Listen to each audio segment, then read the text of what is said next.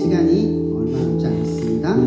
예배를 드리기 전에 우리의 분주했던 시끄러운 소리들을 이 시간 하나님의 음성으로 귀 기울일 수 있는 마음을 정돈할 수 있는 시간을 잠깐 가졌으면 좋겠습니다. 각자 개인적으로 기도하시고 시간이 되면 저희가 찬양과 함께 예배를 드리며 시작하겠습니다.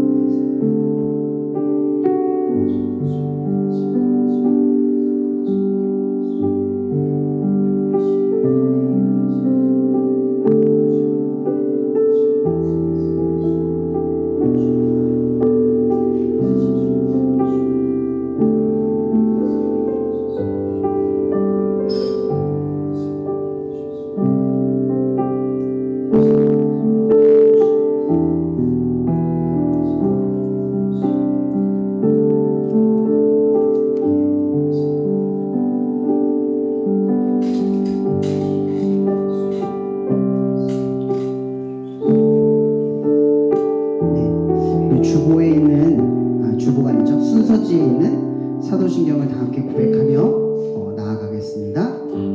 나는 전능하신 아버지 하나님 천지의 창조주를 믿습니다. 나는 그의 유일하신 아들 우리 주 예수 그리스도를 믿습니다. 그는 성령으로 잉태되어 동정녀 마리아에게서 나시고 본디오 빌라도에게 고난을 받아 십자가에 못 박혀 죽으시고 장사된 지 사흘 만에 죽은 자 가운데서 다시 살아나셨으며 하늘에 오르시어 전능하신 아버지 하나님 우편에 앉아 계시다가 거기로부터 살아있는 자와 죽은 자를 심판하러 오십니다. 나는 성령을 믿으며 거룩한 공교회와 성도의 교제와 죄를 용서받는 것과 몸의 부활과 영생을 믿습니다. 아멘. 우리에게 주어진 삶의 시간이 의미 있다라는 것이 어떤 것인지 아십니까? 살아있다라는 것은 하나님과의 이 친밀한 동행 속에서 하나님을 알미 더욱더 생겨날 뿐만 아니라 여러분 삶 속에 하나님과의 친밀함이 더 풍성하게 될 줄 믿습니다. 근데 여러분들이 만약 하나님을 온전히 바라보지 못하고 세상 가운데 물들어가면 우리에게 시간이 죽어가기 시작합니다. 그 죽은 시간들은 하나님과의 친밀함이 없는, 하나님의 친밀함이 증가하지 않는 그런 죽어진 삶이 될 수도 있습니다. 이 시간 우리가 이 사랑이 나를 부르는 찬양 고백을 통해서 여러분의 삶 속에 우리를 사랑하는 하나님, 또 내가 사랑하게 될 그 하나님, 그 친밀함이 하나님과 더불어 우리 안에 차고 넘치기를 간절히 소망하며 이 고백을 드리며 나아갔으면 좋겠습니다. 사랑이 나를 부르네. 사랑이 나를 부르네. 날 처음 지으신 그 사랑이 조금도 마르지 않고 한 번의 후회도 없는 그 사랑이 나를 부르네.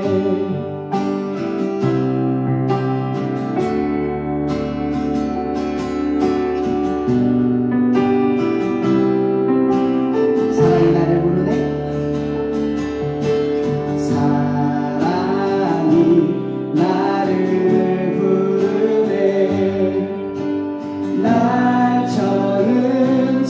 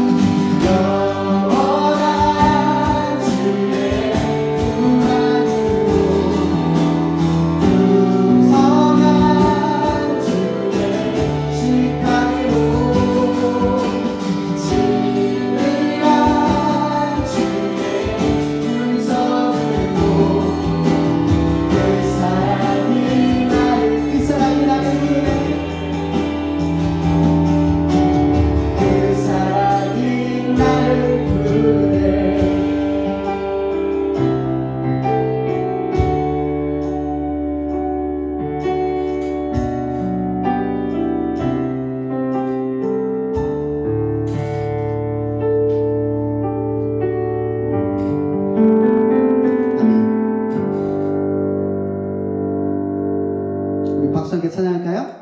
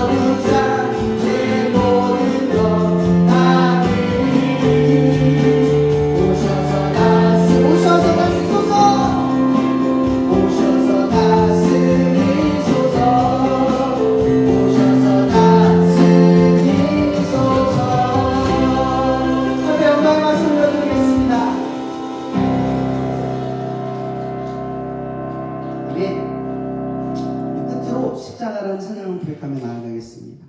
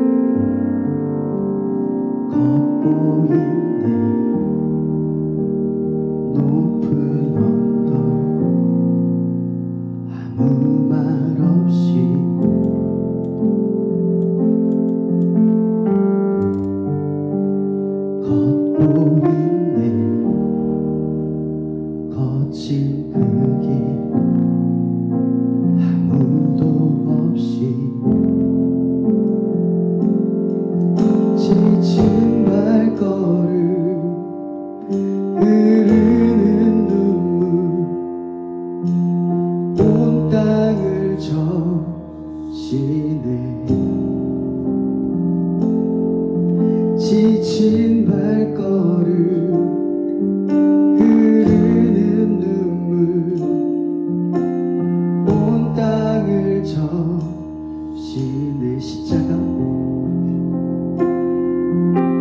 십자가 내 죄 사했네. 날 대신하신 한없는 사랑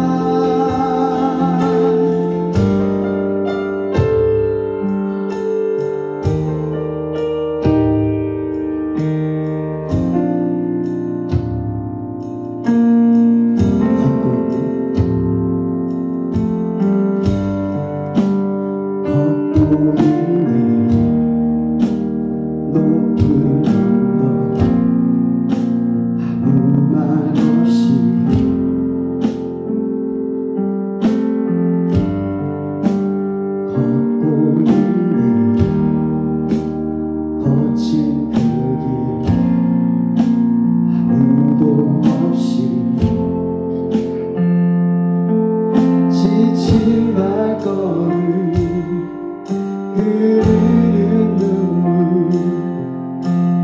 온 땅을 적시니 고통당했네 피 흘리신 주 헤아릴 수 없는 그 사랑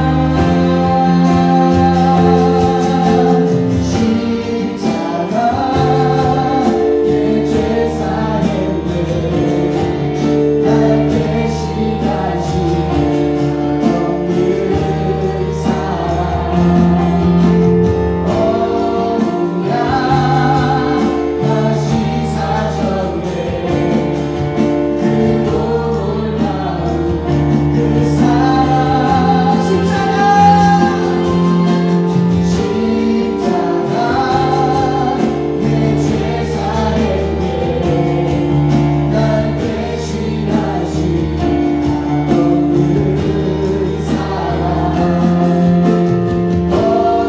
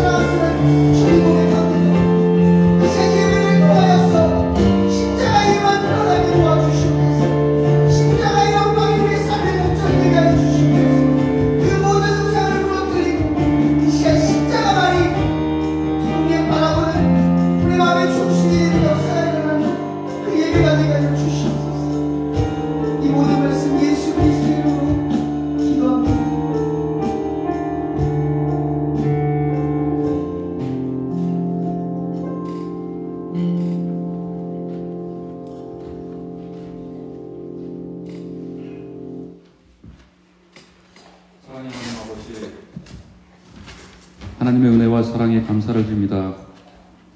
이렇게 2024년도 1학기를 하나님의 은혜로 시작하게 하시고 5월까지 하나님의 사랑으로 지켜주심에 감사를 드립니다. 또한 이렇게 한국교통대학교 캠퍼스에서 예수님을 믿는 그리스도인들이 함께 모여 하나님을 예배 드릴 수 있도록 인도하심에 감사를 드립니다. 아버지 하나님께서 우리가 함께 드릴 수 있는 장소를 허락하시고 함께 예배 드릴 수 있는 사람들을 보내주셔서 또한 하나님의 일을 함께 감당할 수 있도록 동역자를 보내주심을 감사함을 드립니다. 캠퍼스에서 함께 하나님의 은혜와 사랑으로 섬기게 하여 주시옵소서. 아버지 하나님, 저희들 이곳 한국교통대학교에 보내신 하나님의 뜻과 소명이 있음을 믿고 감사를 드립니다. 이곳 한국교통대학교에서 저희들 공부하며 미래를 준비하게 하시고 또한 대학에서 예수님의 삶을 본받는 제자로서 살도록 훈련받게 하시며 우리의 인생을 통해서 하나님께서 우리에게 주신 소명을 발견하는 시간들 되게 인도하여 주시옵소서. 어떻게 삶을 살아야 하는지 고민하고 배우는 시간들이 될 수 있도록 주님 인도하여 주시옵소서. 아버지 하나님, 저희들 하나님 앞에 작은 예물 드렸습니다.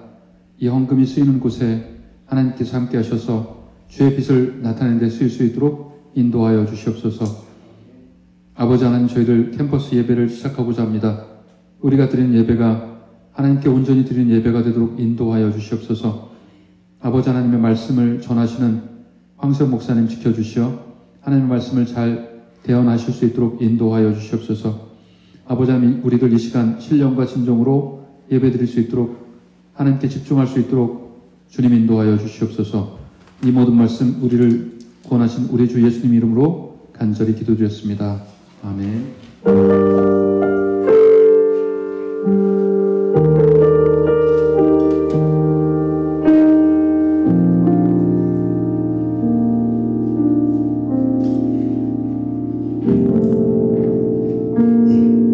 주보에 있는 말씀을 서로 교독하며 읽겠습니다. 주보에 나와 있는 말씀을 서로 교독하며 읽겠습니다. 제가 먼저 읽겠습니다.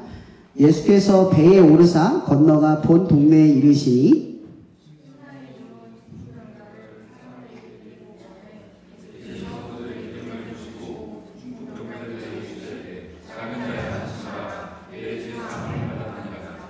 어떤 서기관들이 속으로 이르되 이 사람이 신성을 모독하도다.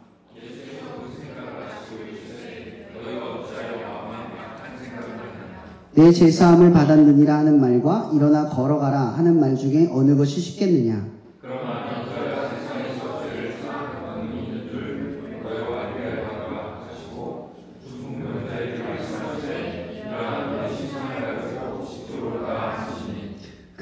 그가 일어나 집으로 돌아가거늘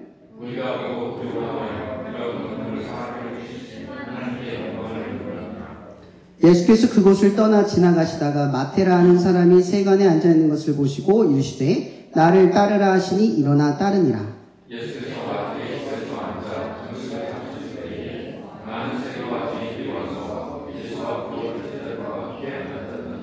바리새인들이 보고 그의 제자들에게 이르되 어찌하여 너희 선생은 세리와 죄인들과 함께 잡수느냐.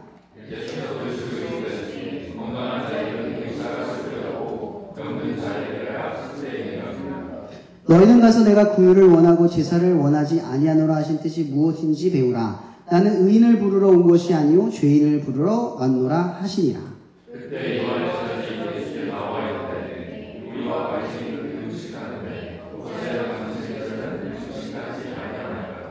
예수께서 그들에게 이르시되 혼인집 손님들이 신랑과 함께 있을 동안에 슬퍼할 수 있느냐. 그러나 신랑을 빼앗길 날이 이르리니 그때에는 금식할 것이니라.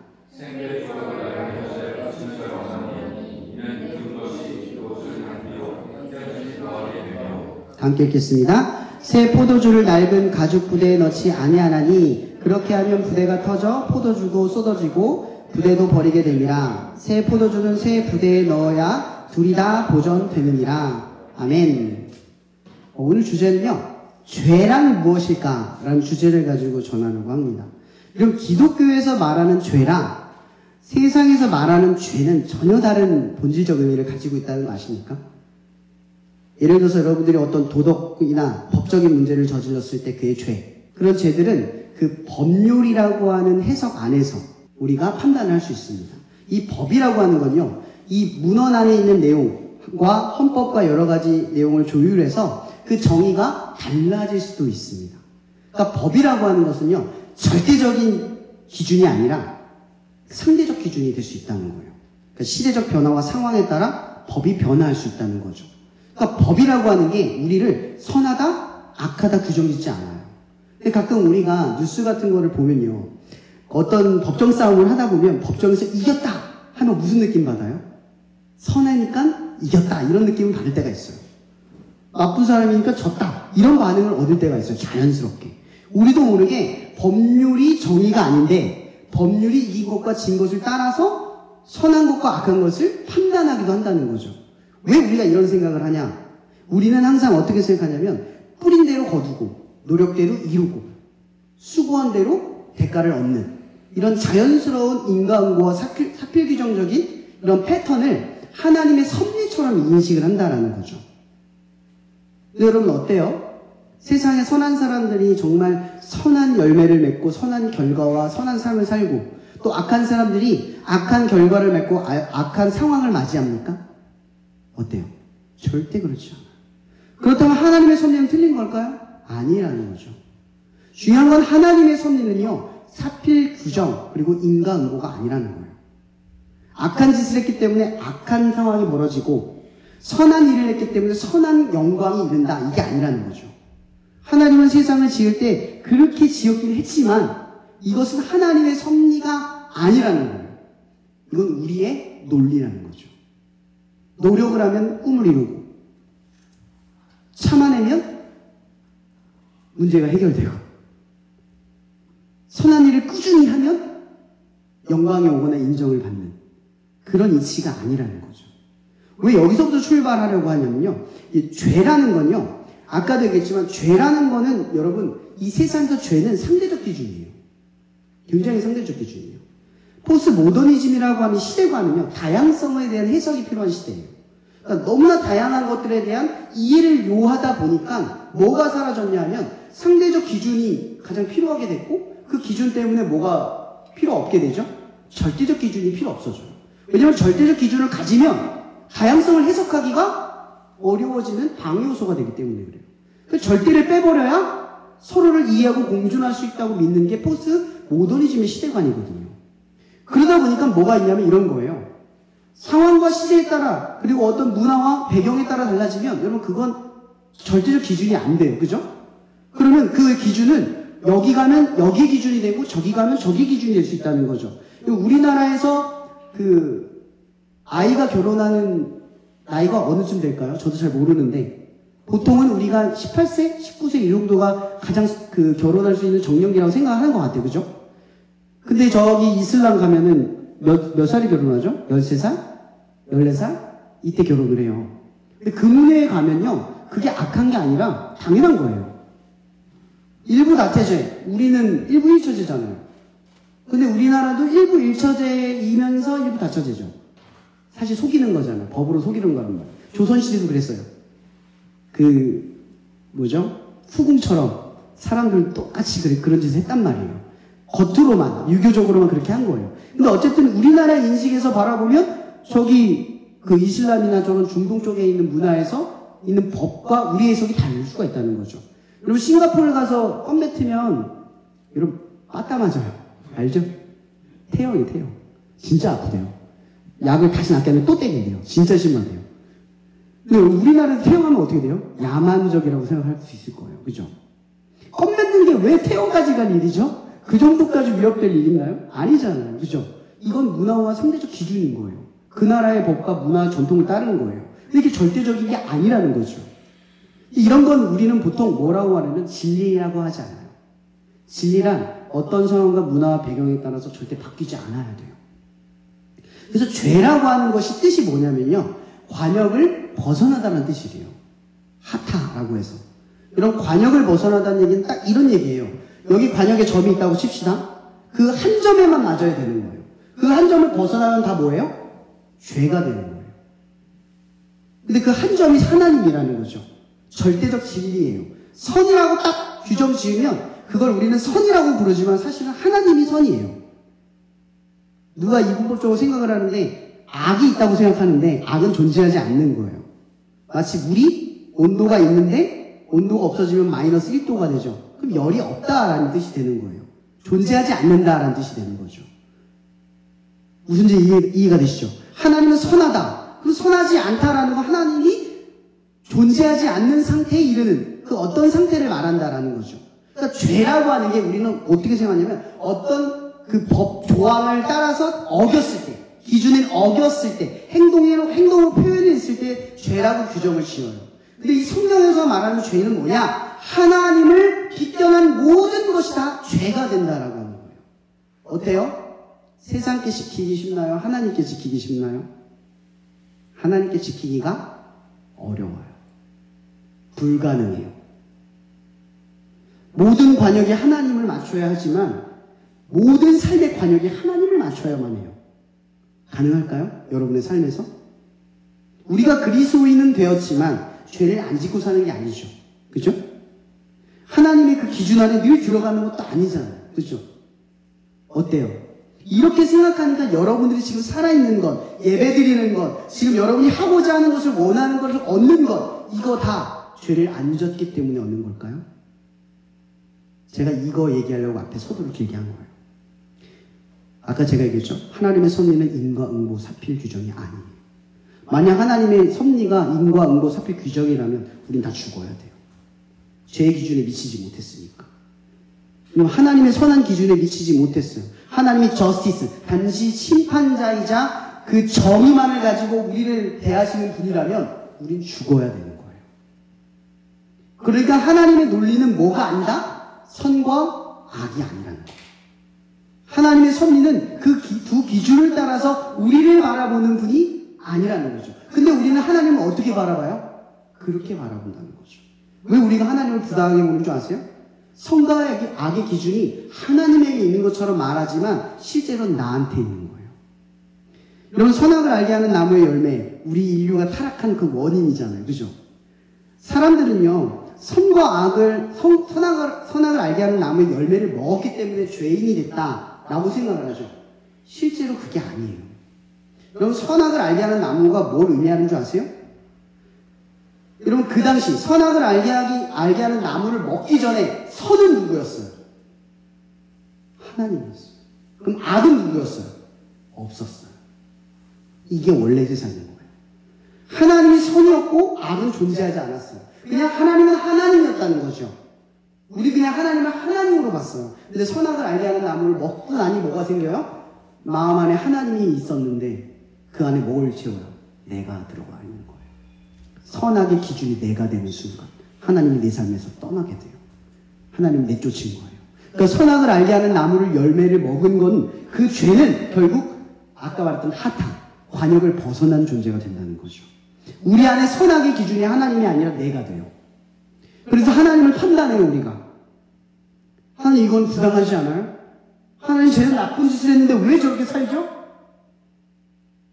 하나님, 나는 이렇게 노력했는데 왜 안 됩니까? 하나님, 난 이만큼 참았는데 왜 참지 않은 죄가 됩니까? 이렇게 따져요. 우린 그렇게 살아가요. 뭐가 됐기 때문에? 하나님이 선한 기준이 된 게 아니라 내 정의, 내 저스티스.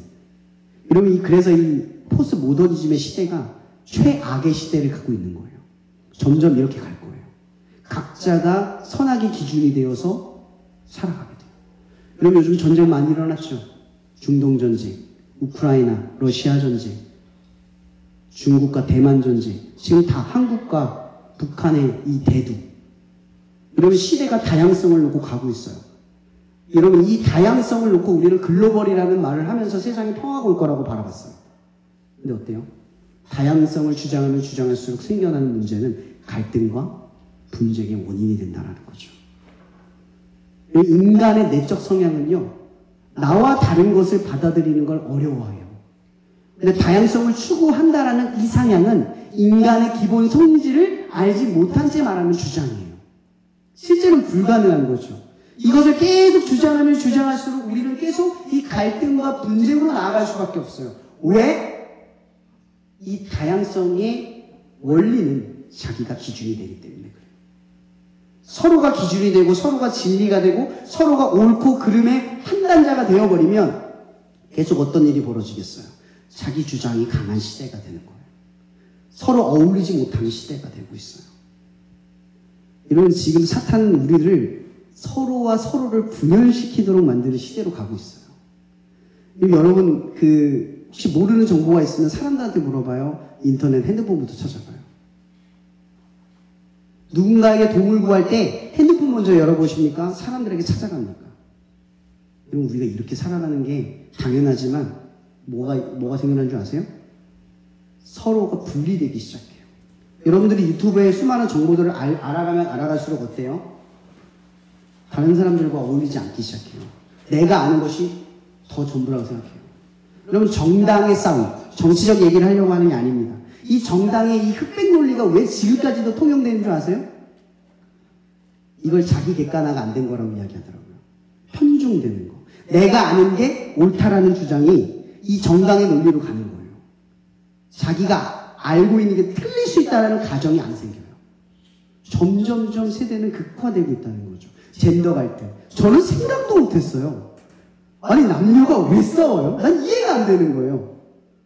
서로를 동경하고 바라봐야 될 존재들이 이 젠더 간의 갈등 속에서 싸운다는 이 시대의 문화가 올 거라고는 생각도 못 해봤어요. 이런 젠더 갈등이 생기면 그 다음 노키즈 좀 무서워요. 자기들도 애는 안 낳나요? 자기는 애인 적이 없었나요?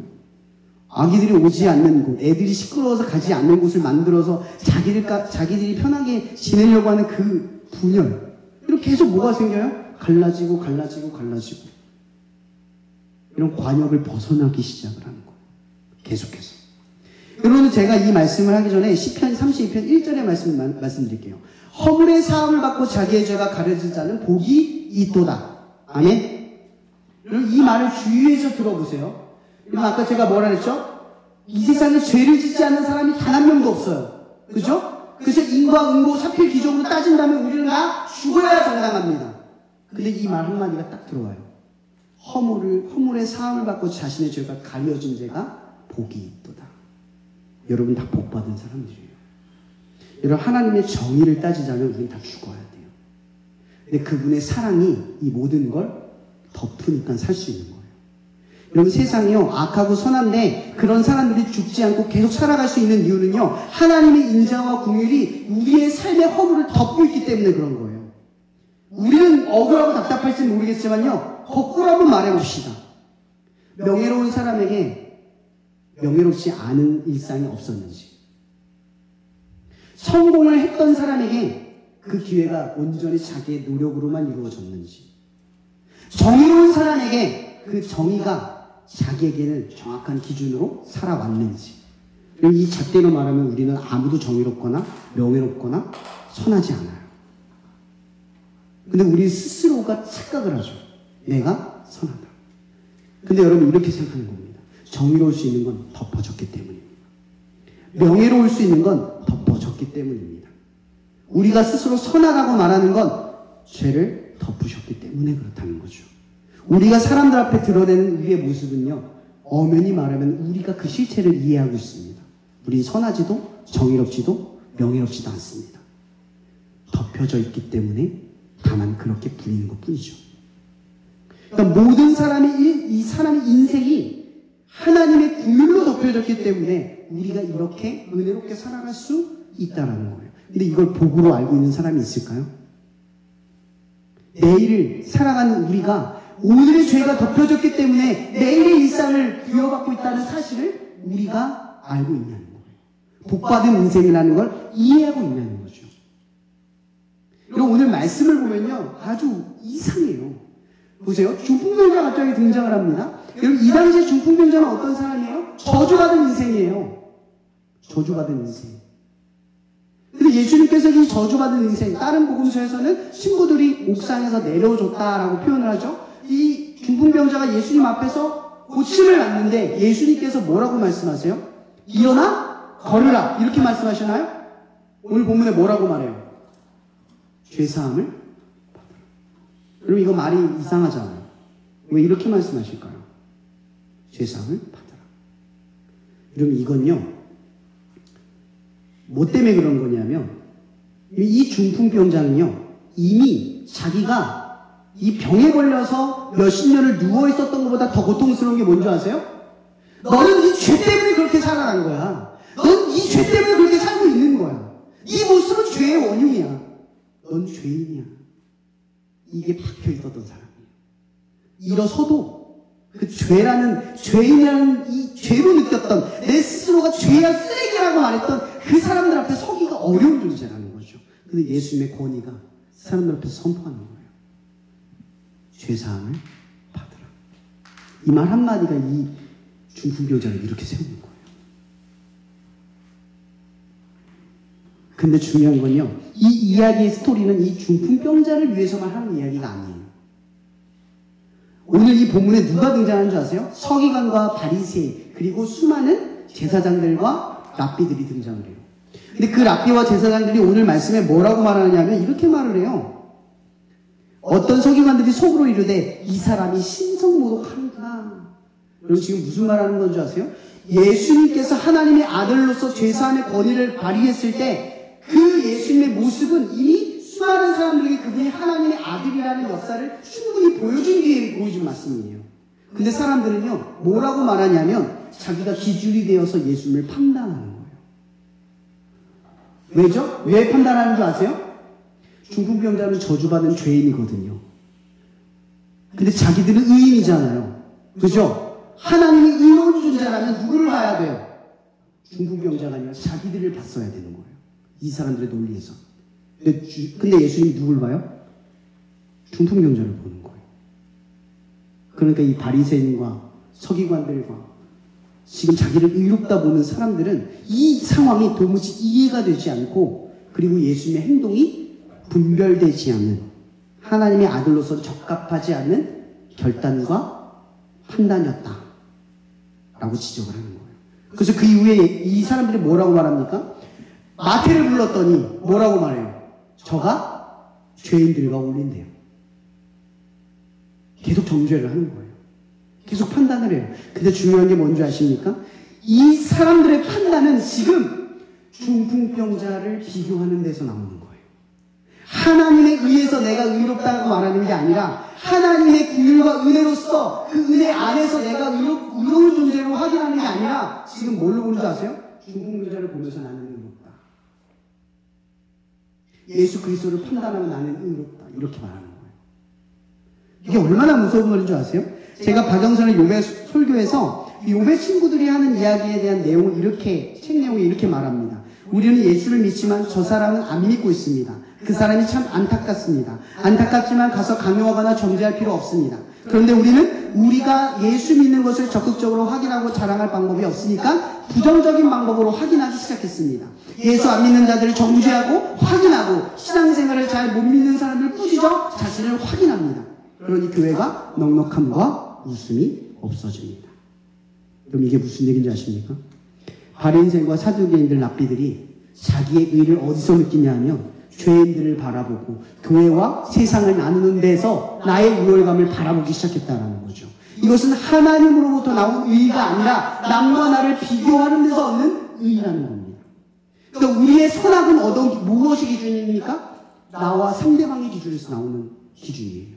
그래서 그것이 매번 틀릴 수밖에 없어요.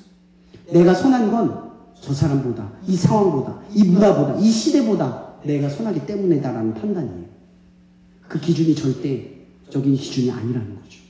근데 여러분들의 의는, 여러분들의 우월감은 하나님이 주신 의로부터 나옵니까? 아니면 상대를 비교하는 데로부터 비롯됩니까? 오늘 이 예수님의 말씀에서 이 예수를 대적하는 이들이 지금 계속 예수를 대적할 때마다 자기 의를 꺼냈을 때마다 그 의의 기준이 뭐냐? 하나님의 말씀이 아니라 나라는 겁니다. 나. 근데 교묘하게 마치 그것이 하나님으로부터 주어받은 것 마냥 예수님을 판단하고 중풍병자를 판단하는 이 말 한마디를 던지고 있다라고 하는 거죠. 예수님은 지금 그런 마음을 품은 이들을 향해서 말하는 겁니다. 너희들의 마음으로 악한 생각을 하였도다. 여러분, 여러분의 의는 어디서부터 나옵니까? 오늘 말씀에 우리의 의는 허물을 덮어주는 것에서 나온다고 합니다.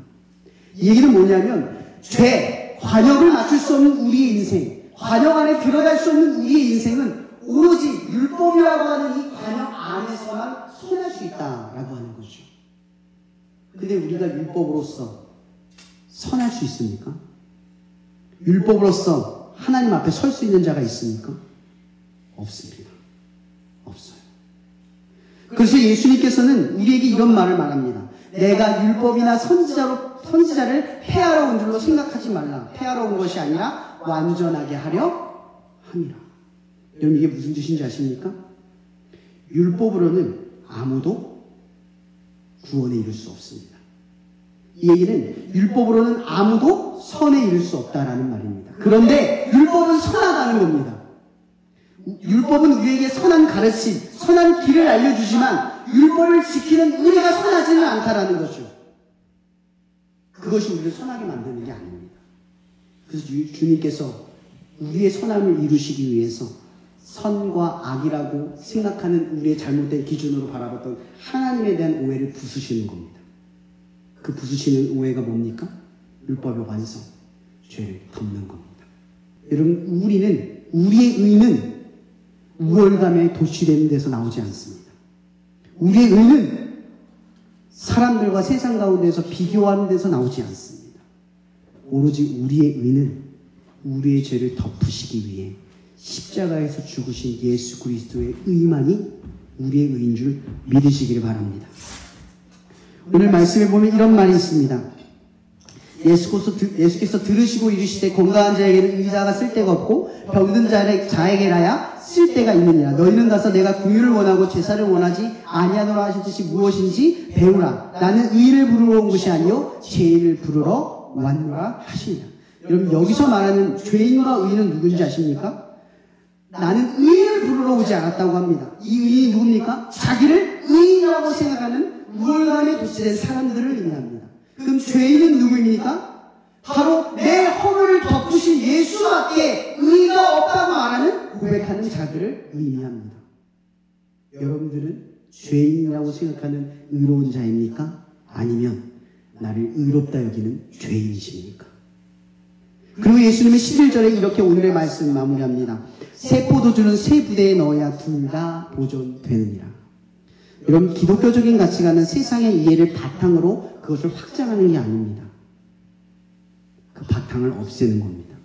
죄. 여러분 여러분을 구원하는 건 죄를 짓느냐 안 짓느냐의 싸움이 아니라는 거예요.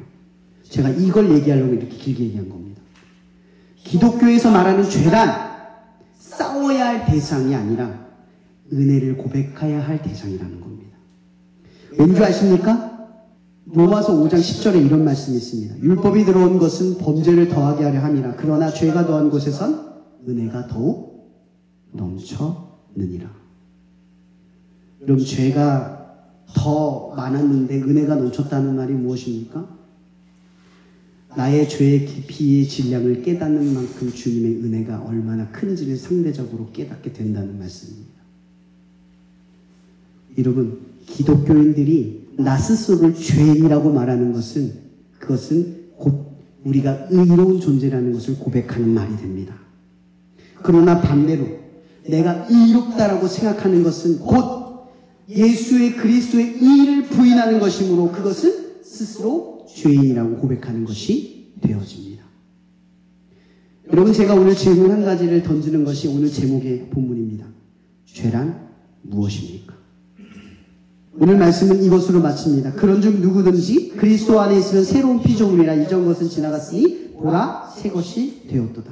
여러분 죄라고 하는 바탕 세상의 인식으로 이해되는 죄가 아니라 오직 이 말씀 안에서 죄가 무엇인지를 아는 새로운 바탕에서 하나님의 의를 받아들이는 저와 여러분이 되기를 바랍니다.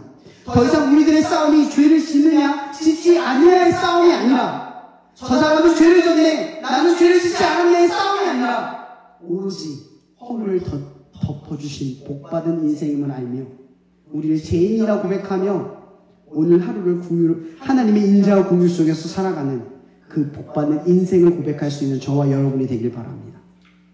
더 이상 이 오늘 말씀처럼 우월감에 빠져서 하나님의 의를 잃어버리지 않는 저와 여러분이 되기를 주님으로 축복합니다.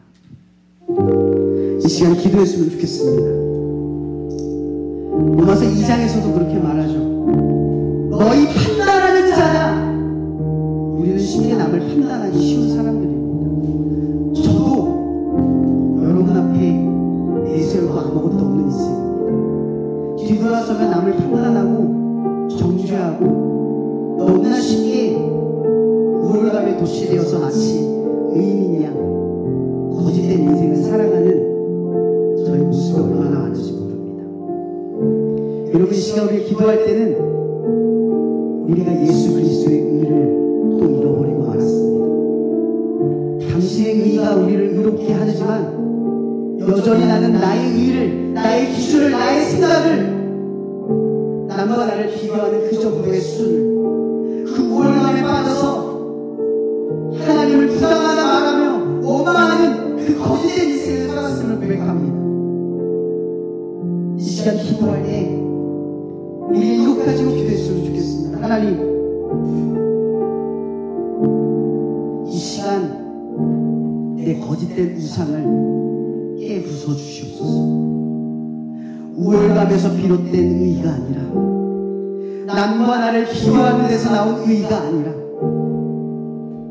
죄를 짓지 않는 데서 나오는 의가 아니라, 선한 일을 하는 것에서 나오는 의가 아니라, 오직 나를 위해 죽으신 그 허물을 덮기 위해 그 죽음을 감당하신 예수 그리스도가 나의 의라 고백할 수 있는 그런 진실한 고백을 드리며 우리 이 시간 나아가기를 간절히 결단하며 이 시간 주여 부르며 기도하며 나갔으면 좋겠습니다. 기도하시겠습니다. 주여!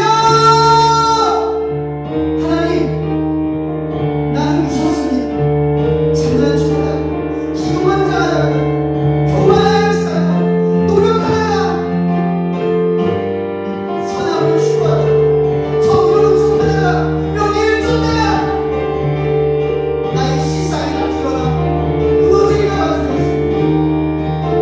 그러나 주님, 내가 노예롭지 않을, 정의롭지 않을, 선하지 않을 인정하며 오직 예수 그리스도의 일을 나의 일로 삼으며 삶의 컨트롤을 잃어버리지 않고 남을 판단하며 남을 짓밟으며 남과 나를 비교하며 교만하며 그 우월감에 빠져서 거짓된 의에 사로잡혀서 하나님을 위해 떠나고 제약하며 오르는 그 이들의 삶을 회복시켜 주시옵소서. 더 이상 명예를, 더 이상 선함을, 더 이상 죄짓지 않음을, 더 이상 인정받음을, 더 이상 노력들의 열매를 하나님 거듭 인상을 이 시간 다 보내주시며 오직 하나님의 일이 나의 일로 삼으며 오늘 나의 죄를 덮주시고 하나님의 은혜와 우일 안에서 또 하루를 살아내게 하시며 하나님의 자녀로서 다시 한번 그 말씀을 순종하며 나아갈 수 있는 기회를 우리 가운데 주시면 우리가 고백하며 나아갈 수 있기를 원합니다. 지금 한 가지 더 기도하며 나갔으면 좋겠습니다. 하나님, 이 시간 우리의 죄가 주홍빛같이 붉음을 깨닫지 못했습니다. 예수가 우리의 죄 때문에, 하나님의 아들이 나의 죄 때문에 죽었지만 나는 여전히 죄를 지으면서도 나의 죄가 하나님의 아들 예수가 주는 죽음의 값임을 알지 못했습니다. 그러니 나는 이 거짓된 의를 내세우며 예수 그리스도의 죽음을 헛된 죽음으로 만들어버렸음을 고백합니다. 하나님, 이제 우리는 더 이상 이러한 죄를 범하지 않는 삶이 되기를 소망합니다. 나의 죄는 주홍빛 같습니다. 나의 죄는 내가 죽어 마땅하지만 예수 그리스도가 죽어야만 받는 구원의 값이었음을, 그렇게 우리가 죄를 지을 때마다, 하나님의 율법의 관역에 들어가지 못할 때마다 하루하루 그런 용서를 받으며 하루하루 그런 죽음의 값을 살아내는 인생을 은혜롭게 살아갈 수 있는 기도하며 나갔으면 좋겠습니다. 기도하시겠습니다. 주여 하나님, 내가 감사하지만 고백하지 못했습니다. 나의 삶이 매일같이 주옥빛같이 붉은 죄를 지으며 내 스스로 지을 수 없는 어미와 얼굴로 두렵게 했지만 나는 이 죄 붉은 것을 닦아내면서도 그 피가 흘러나오는지 그 피가 어떤 고통과 아픔 속에서 흘러나오는지 도무지 나의 생각하면서 죄 가운데 살아가면서도 돌이키지 못한 나의 삶을 내가 잘못했습니다. 하나님, 우리가 죄를 두려워하는 것은 그 죄가 예수의 피로 지워진 얼굴이 하나님, 우리는 죄를 부인하고 죄를 부정하고 죄를 두려워하고 죄를 싫어하고 그러니 주님, 우리가 죄를 지을 때마다 하나님의 이 용서의 크기를 더욱 경험케 하여 주시고 죄를 사랑하는 마음이 우리 안에 살아날 때마다 그 죄를 위해 죽으신 예수 그리스도를 더 발견하게 도와주시옵소서. 이 시간도 우리를 위해 모든 것을 내어주신 하나님의 사랑과 우리의 모든 죄의 허물을 닦기 위해 피 흘리신 그리스도의 은혜와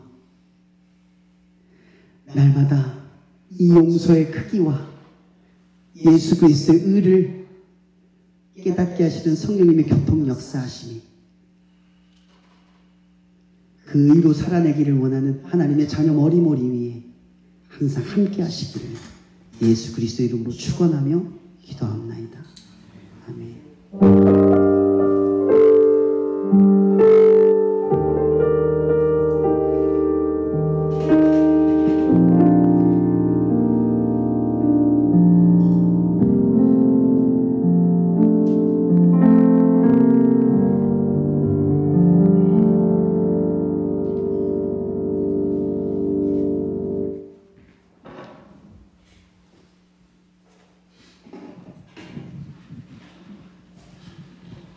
네, 오늘 예배 오신 모든 분들을 축복합니다. 광고 드리겠습니다. 다음 주는 이렇게 화요일날 예배 드리는 게 아니라 월요일날 기도의 민족 기도회를 하게 됩니다. 시간은 6시 반이고요. 이 장소에서 기도회를 가지게 되겠습니다.